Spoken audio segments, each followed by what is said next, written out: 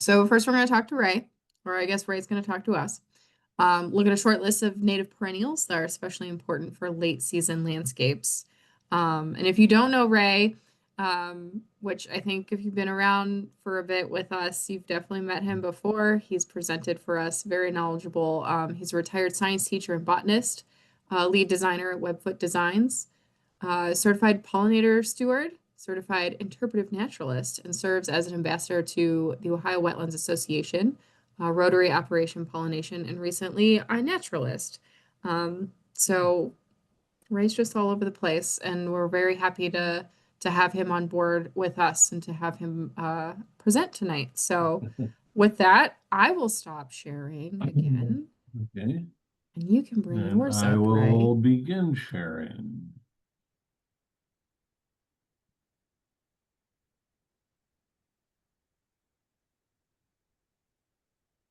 And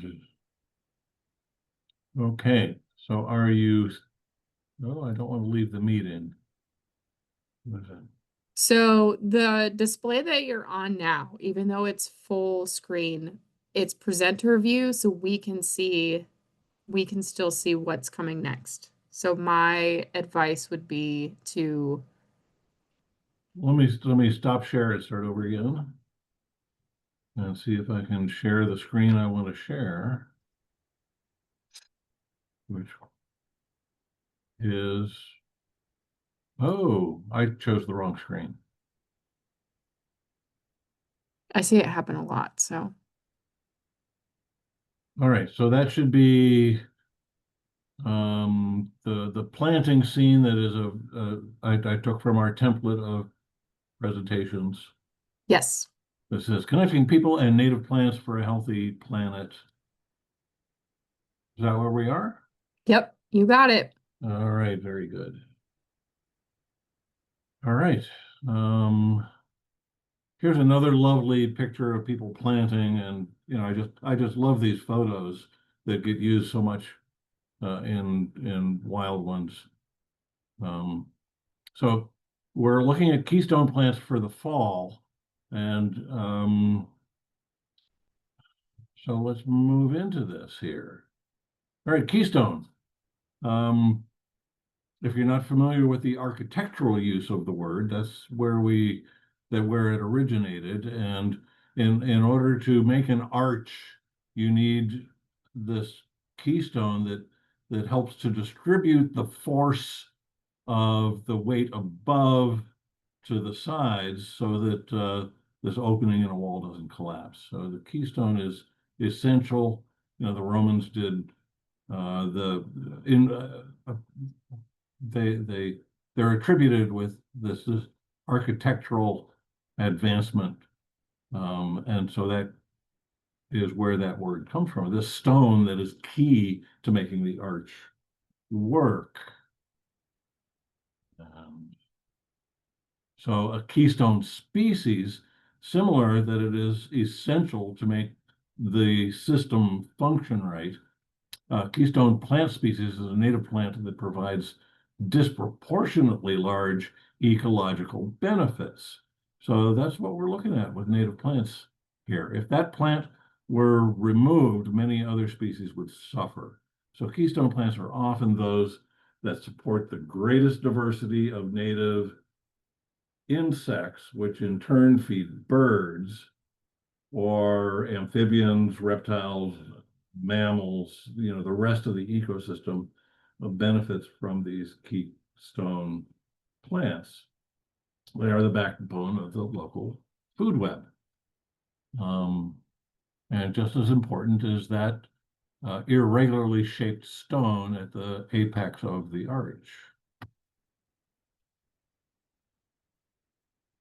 And just to see that we're all on the same page with native plants as a part of this whole definition thing. A native plant is one that has traditionally existed in our region without introduction from another area.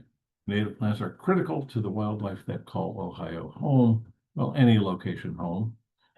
They've evolved together to exist.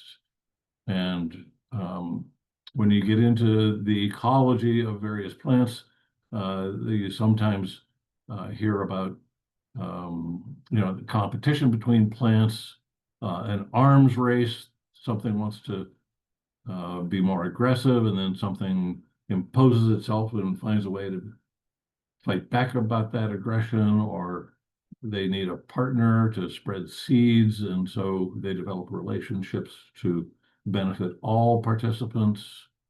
This is what happens as plants evolve together. And that's why the native plants are so important, is because they've got these long-term relationships. You're going to get a little botany tonight, so you don't need to take notes. If you want to get a copy of this, I've got the whole presentation on a PDF I can drop into the notes, or we can send out somehow. Or so don't feel like you have to write things down unless that helps you out.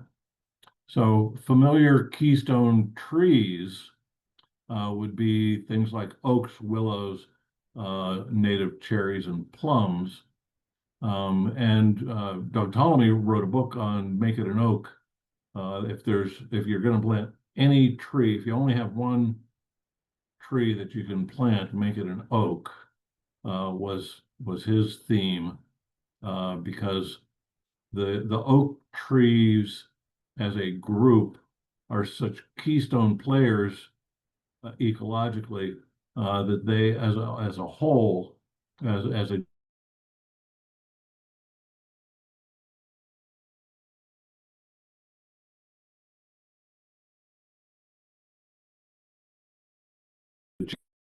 caterpillars, then you have birds and other wildlife that you're supporting at the same time. So those are keystone plants, because they play such a big role in the broader environment.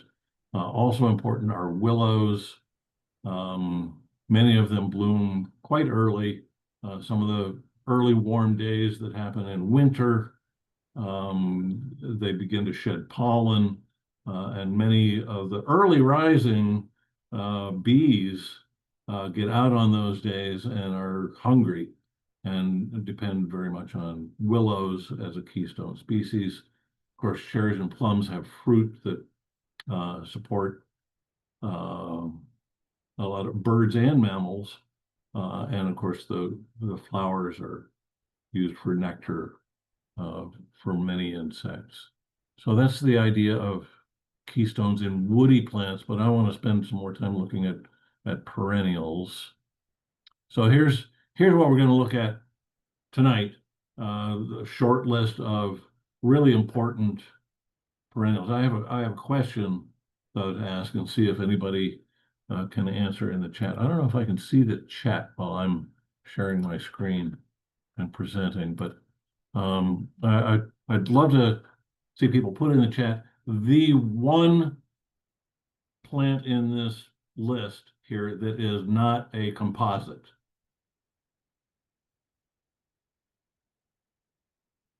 There is one plant that is not a composite. Which one is it? And if somebody who can see the chat and sees an answer, let me know. I'm looking at the chat, Ray, Okay. and we have a question that what is a composite? And then someone also said milkweed. Okay. Well, milkweed is the correct answer. So ring the bell, and we have a winner That was here. Marlene. Hey, Marlene. All right. So throwing in a little botany during this presentation would be a benefit, I think, to many that aren't sure how to identify a composite. So let's do that. Yes, milkweed is the outlier in this list. All the rest are composites. As shown in this photograph here, that is a typical composite. That's a New England aster. Okay. So let's look at some of this. Next. So here's a profile of a composite, also known as aster or daisy or sunflower family. They're very common, and so that means there's lots of common names.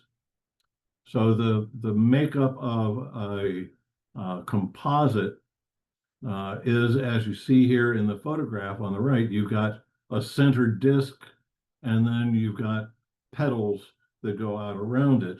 In the cutaway diagram, you're seeing that there are two different kinds of flowers, where there's a bunch of flowers that are all compressed together.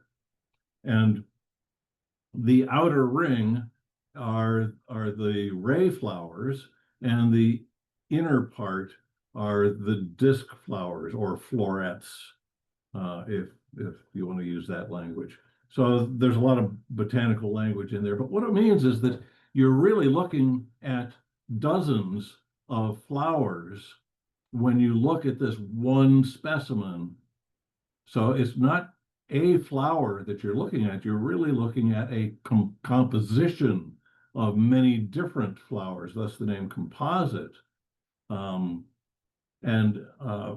if you think of a typical sunflower and all of the seeds that show up in the middle, those are all the result of the disc flower. So each disc flower produces a seed, and then the ray flowers are just there to be pretty.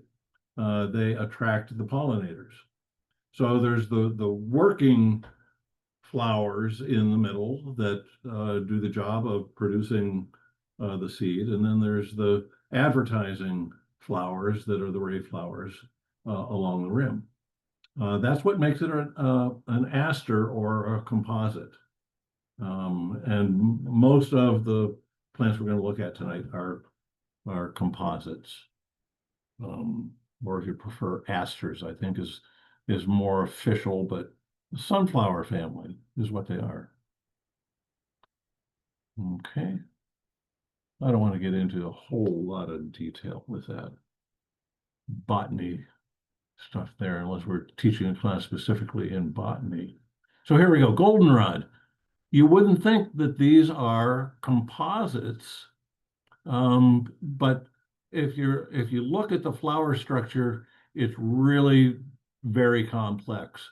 So each of these little spots of yellow along this stem is a composite flower, made up of many. And so if you were to tease apart just one of those flowers, you would find that it produces many seeds, and those are all from the disc flowers.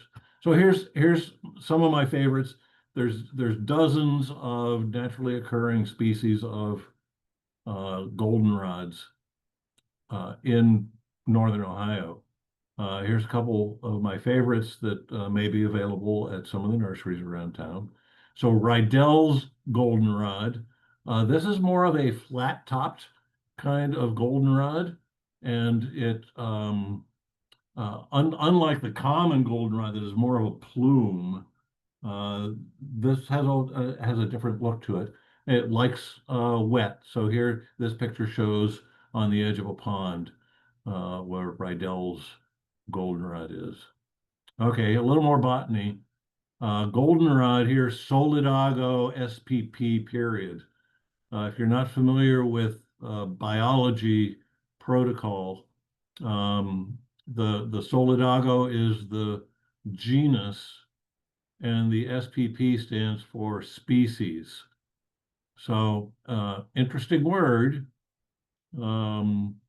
Species is written the same and sounds the same, whether you're talking about one or many. So it is both singular and plural, which is, English does that kind of stuff. But when you abbreviate it, SPP means more than one species. If you just have SP period, it's a particular species, singular. So you can make it singular or plural if you abbreviate it. Fun little botanical piece of trivia there, I suppose. So Rydell's goldenrod is a really nice addition. to a landscape that has a little extra moisture. So you might use that on the edge of a rain garden, for instance. Showy goldenrod, by far my favorite. I would never put the common goldenrod into a landscape. It's just too aggressive. Showy is a much more brilliant show, I think, and it plays well with others. Um, so this is one that I would use. Mostly we see goldenrods in full sun areas, but there are also some species that do well in shade or part shade. And the blue-stemmed goldenrod is one of those. Zigzag goldenrod is another that occurs as a forest understory plant. So if you're looking for something late bloom yellow in a shaded place, consider one of the goldenrods for a little splash of yellow in the late season. So there's my goldenrods. So here's sunflowers, which is a pretty generic kind of name. So the annual sunflower that we get the sunflower seeds from is native to North America. It is annual. It was found and used for food production and oil production. The people who really championed the use of the annual sunflower from the New World for oil and agricultural purposes were the Ukrainians, which is why yellow takes up half of their flag. So they grow a lot of sunflower in that part of the world. So the ashy sunflower, one of my favorites, that the Helianthus mollis. I don't know a lot of the botanical Latin, but a little of it is kind of interesting from time to time. The mollis, Helianthus mollis, refers to the fuzzy nature of the leaves. So you see kind of a gray cast to the ashy sunflower. The ashy look is the really fuzzy kind of leaves that are on that. Really nice plant that a little bit tall. I've seen them grow more than 4 feet. So some of these numbers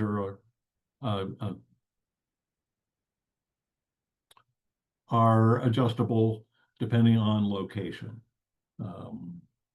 So ashy sunflower is a good one for full sun, and most of these are best for full sun. Helianthus is from Latin, helios, which means sun, is saying that this is a sunflower, and the mollis part is that it's fuzzy. The second one, the false sunflower or oxeye sunflower, is not Helianthus, but Heliopsis. Heliopsis means kind of like a sunflower, and the Helianthoides means sort of like a sunflower. So it really is saying it twice. It's like sunflower like sunflowerish is what the Latin translates into. Another fine flower. Botanically, the difference between a false and a true sunflower is that if you remember the diagram of the cutaway of the ray flowers, in the false sunflower, the ray flowers actually produce a viable seed. Whereas in the true sunflowers, there is no seed produced by the ray flowers. They're just there for looks. They don't do the biology. So there's a couple of good choices for your fall garden. All right, milkweed, the non-composite in the group. Lots of different milkweeds. These are my favorites. Prairie milkweed, which is also sometimes called Sullivan's milkweed, the Sullivantii specific epithet here refers to the person who found it, couldn't key it out by existing literature and said, I think I've got something new here.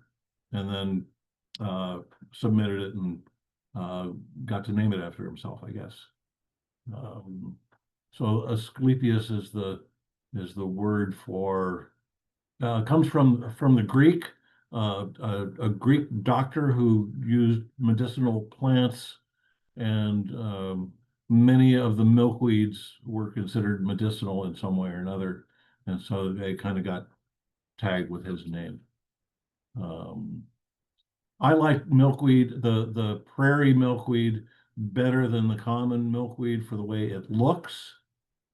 You know, if you look at those buds in the picture, they're almost as pretty as the full open flower.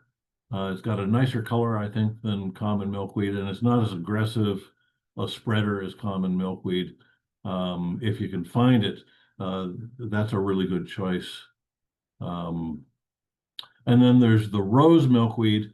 I'm trying not to say swamp milkweed because that doesn't sound as good. But it's the same. Rose milkweed or swamp milkweed is the same thing. And that has a prettier pink, more delicate, smaller flower, although it's hard to say what is the flower. So you're looking in that picture, you're looking at 100 flowers. So it's an umbel, the botanical term that means a cluster of flowers all coming out of the same focal point. But you know, these have longer blooms too than the common milkweed. Very adaptable. I like it in rain gardens, as the word swamp kind of suggests. It's really good in wet places, but it is very adaptable and will grow well in well-drained places as well. And then the really absurdly orange butterfly weed is a nice low-growing milkweed. Still very suitable if you want to support monarchs. They will lay eggs on all of these different milkweeds. So you don't need the common milkweed. I don't use it in landscapes because common milkweed is too aggressive. It'll grow everywhere it has an opportunity to do that. So there are these alternatives for supporting monarchs that you don't have to put up with an aggressive plant. And here's some true asters. New England aster, I think, is probably the most famous, most well-known and readily available. And purple is a great complement. So late season blooms tend to be yellow more than anything else. And to have this, purple flower, interspersed with the yellow is just striking. It's a very tough plant, easy to grow. If you've got a full sun location, certainly be sure and add that to your landscape if you don't already have it. Blooms well into the fall. I still have color. So this says bloom time August to September. Here it is October, and I've still got bloom on New England aster. So it is a great plant for this season. Big leaf aster may not be a go-to plant, but it is very important. It's shade tolerant, so it fits in to places where you may not otherwise have fall bloom.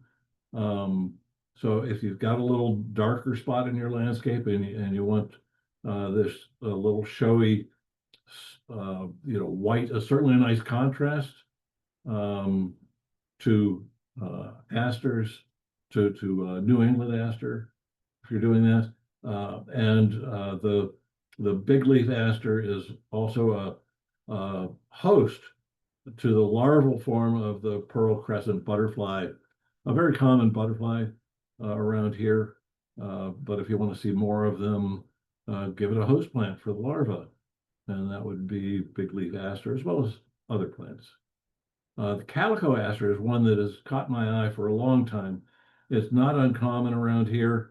Um, it gets it has interesting color shifts. So the name calico is because of these contrasting color shifts. If you were to look at an individual flower day after day, it may shift from white to kind of pinkish purplish. The disc flowers themselves change colors as they mature. So you've got a little patch of color that has contrasts in it that shift as the season progresses. So it's an interesting plant to have that's kind of a two-tone nature, the white color of the petals and then the shifting reddish, purplish, brownish color of the disc flowers.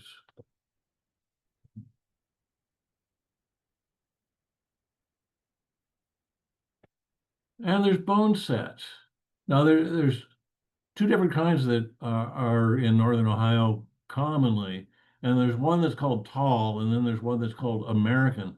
So you'd think that the tall bone set was the tall one of the two, and American bone set is the one that's not as tall, but they're practically the same in height. So height is not a good way to tell one from the other because they'll both get up to 6 feet tall. But if you want to tell one from the other, where it grows might be part of that.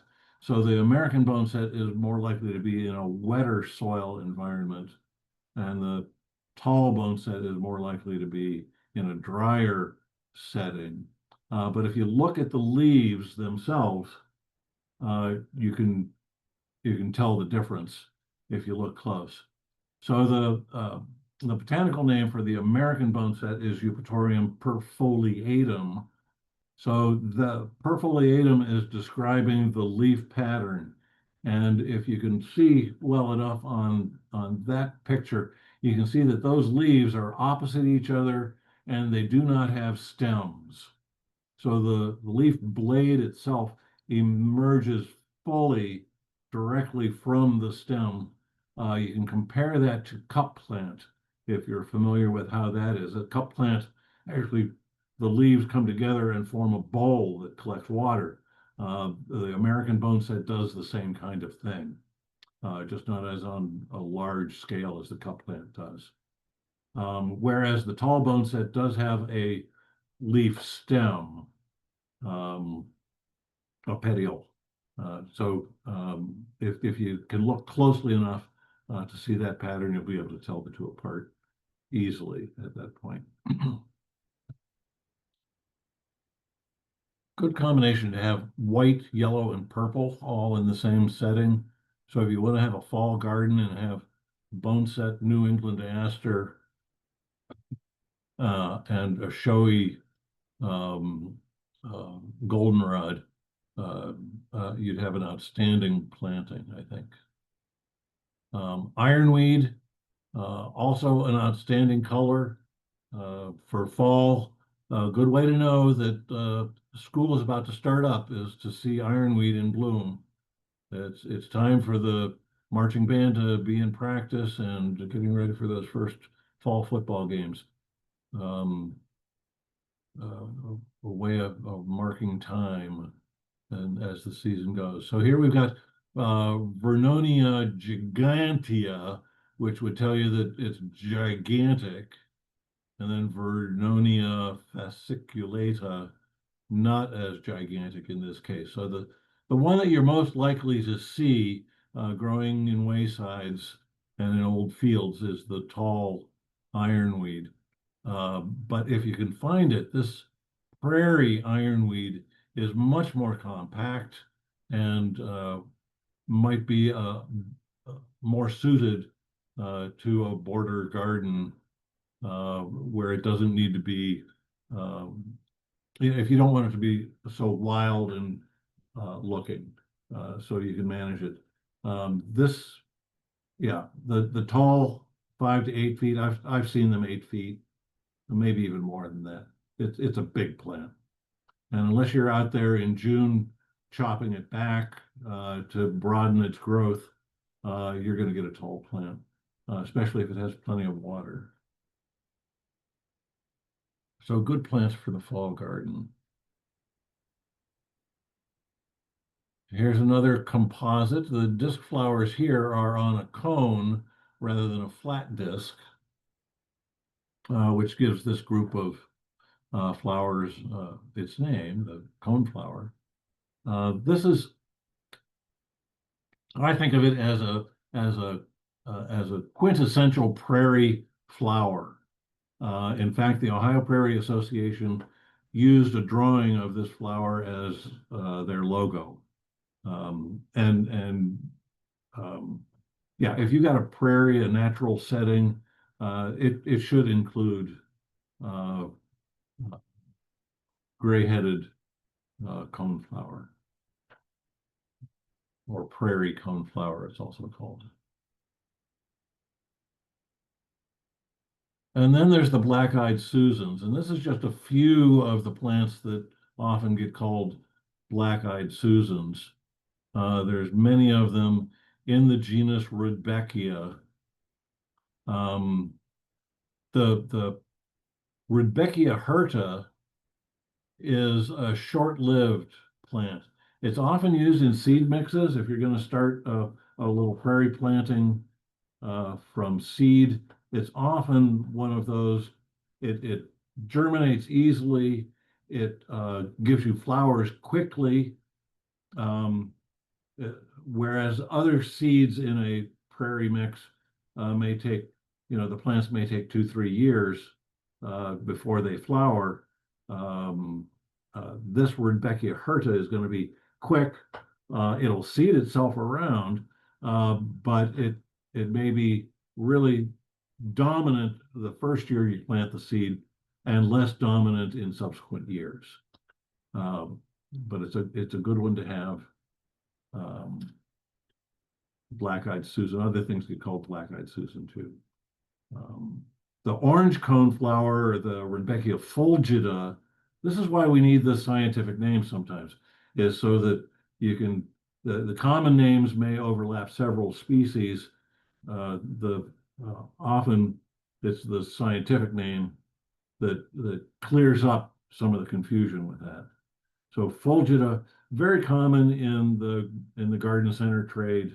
You can find them just about anywhere. A nice bright yellow flower for late summer into fall. Highly recommended for a sunny garden. The brown-eyed Susan also it can be short-lived, seeds itself around. It can come up here and there. This one, the flower is not quite so large, and if you look at the size of the disc compared to the size of the petals look kind of stunted in comparison to these other pictures. And you look at the whole plant, and the brown-eyed Susans, the flowers don't tend to overlap as much, whereas with the hirta and fulgida, the flowers really bump up against each other and overlap. So it's a different form, but they're all gorgeous.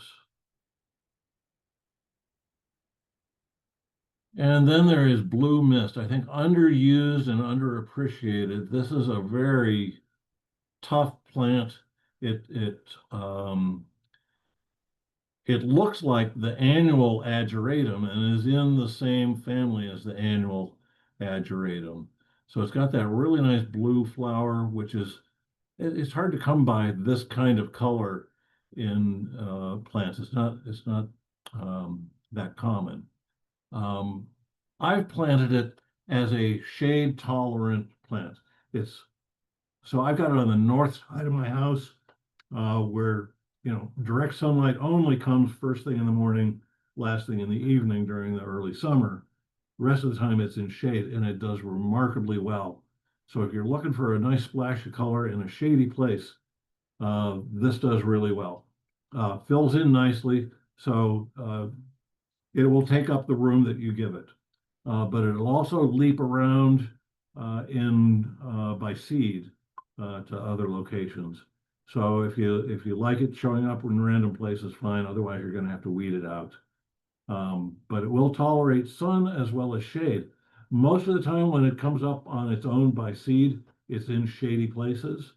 But other times, I find it in part shade to sunny locations. A great plant. I think it should be used a lot more. Okay, so there's some of your keystones for fall. So fall resources, the seeds are important for supporting migrating birds. The nectar, of course, for the late season blooming plants are essential for monarchs. They've got a marathon flight to Mexico that starts in late summer and into fall. They need nectaring resources. It doesn't have to be milkweeds at this point. They just need lots of nectar. Milkweeds are only important for laying eggs. But nectar is important for continental migration as they head towards Mexico. So if you want to help them out, make sure you've got some nectar resources for them in the fall. And of course, the stems of our perennials are often hollow and provide shelters for overwintering insects. So a lot of the cavity nesting bees that are so important as pollinators will use a stem if they can find it. So if you just can leave some of those stems over winter, you're going to provide habitat for many pollinating bees. And if you do have a garden, or if you do have any of these plants and you haven't done so yet, I just want to plug the Northeast Ohio Native Habitat Corridor. It's free. Get on the map. Show us where your native garden is. And then we've got signs too. If you want to advertise to your neighbors that you've got native plants and you're a part of that corridor, you can participate that way too. And thanks for inviting me to talk about plants. I love talking about plants, as you might have guessed. Thanks, Ray. I Does will stop anybody have sharing. any does anybody have any questions for Ray? I feel like that was a lot of very wonderful knowledge. I have a question. I was going through the national parks one day, and I know this was actually in Virginia, and they had a sign up saying that they specifically wanted white oaks. And I was kind of curious. You showed the keystone trees, and that there were 6 different Yeah, ones. Do you have a guess as to why they would target the white oaks above all others? boy. Yeah, no, I don't have a good answer to that. Um, my guess is that they had good white oak habitat and that they could be hard to come by. So were they looking for acorns or were they looking for established They trees? were they were they were specifically saying that they needed help planting and getting the white acorn seeds to sprout, and they cited that ducks specifically like to eat the white acorns. Ducks do. That's what the sign said. That's interesting. And last year I Hmm. tried gathering over 100 white oaks acorns that I had found, and I'll be doggone, not one of them sprouted. And I did know that it had a low germination rate, but I didn't Yeah. expect that. Yeah, I can only speculate, but I think they probably have um, historic records of where white oaks were once very common. They may be uncommon. Um, they may have opportunities, and they may be struggling to grow enough themselves because of a low germination rate. And oaks tend to have on years and off years. where some years there just are very few acorns, then other years there's just more than you can shake a stick at. Thank you. That's pretty good for a made-up answer, I think. That was good. I personally, I commented, Ray, I don't know if you saw the chat at all, but the difference between like I knew species was both pure plural and singular, but I didn't know that the SP versus the SPP was the difference between the Yeah, two. I had no idea. It was a yes. great fun fact. So if you know it's a Rudbeckia something, you know it's a Right. black-eyed Susan of some kind, and you want to write it scientifically, you write Rudbeckia SP period. So you're talking about one plant, but you're just not sure what the specific Which epithet one? is. So you write Yeah. SP period. If you're talking about a whole group of black-eyed Susans, then you put Rudbeckia SPP period, and you're talking about that whole suite of plants. Yeah. Kind of fun. Yeah. I'm glad I know now. I've got a lot more trivia where that came from. Does anybody else have any questions for Ray? I know I had some blue mist flower at my old house that kind of just popped in on its own. Yeah. And it was a great, this time of year bloomer that helped fill in some spots. It was nice. Mhm. All right. Well, seeing none, thank you so much. And Marlene, we can get you a copy of Ray's presentation for sure. Um, so I'll send you an email. Yeah, let me see if Um, I can pop a PDF into the chat. that works. That'll be there.